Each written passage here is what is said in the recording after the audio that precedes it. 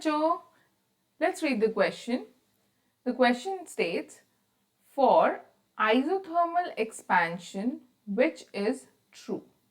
Option 1, delta P is equal to 0. Option 2, delta S is equal to 0. Option 3, delta G is equal to 0. Option 4, delta U is equal to 0.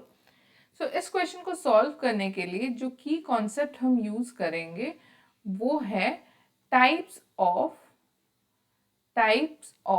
thermodynamic processes. Thermodynamic processes.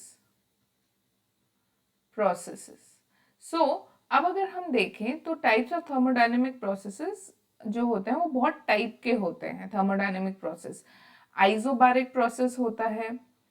Isobaric process मतलब वो process जहां through out जो हमारा pressure है वो constant रहता है. Isochoric process होता है.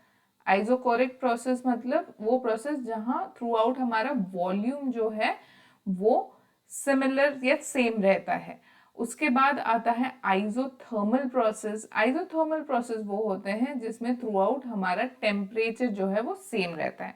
अब यहाँ जो है इस क्वेश्चन में हमें पूछा गया है कि आइसोथर्मल एक्सपेंशन में इन चारों कंडीशंस में कौन सा कंडीशन ट्रू है. तो अगर हम आइसोथर्मल एक्सपेंशन देखें तो मान लीजिए हमारे पास एक टम्बलर है. इस टम्बलर में हमारे पास बहुत सा गैस है.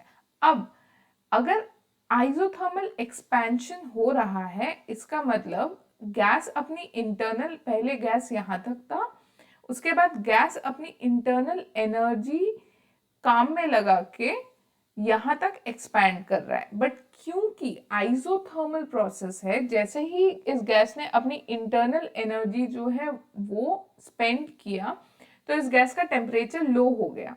लेकिन क्योंकि प्रोसेस आइसोथर्मल है इसलिए टेम्परेचर जो है चेंज हो नहीं सकता.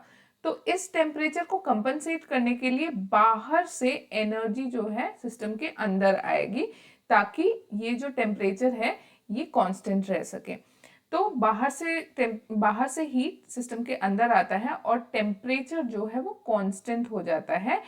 और इसके वजह से जो इंटरनल एनर्जी हम ये जो सिस्टम है ये यूज करके एक्सपैंड कर रहा है वो इंटरनल एनर्जी चेंज भी नहीं होता है क्योंकि वो बाहर से कंपनसेट हो जाता है. बाहर से एनर्जी जो है या बाहर से हीट जो है वो अंदर आ जाता है. तो जितना भी इंटरनल एनर्जी स्पेंड किया है सिस्टम ने एक्सपैंड होने के लिए वो बाहर से कंपनसेट हो जाता है.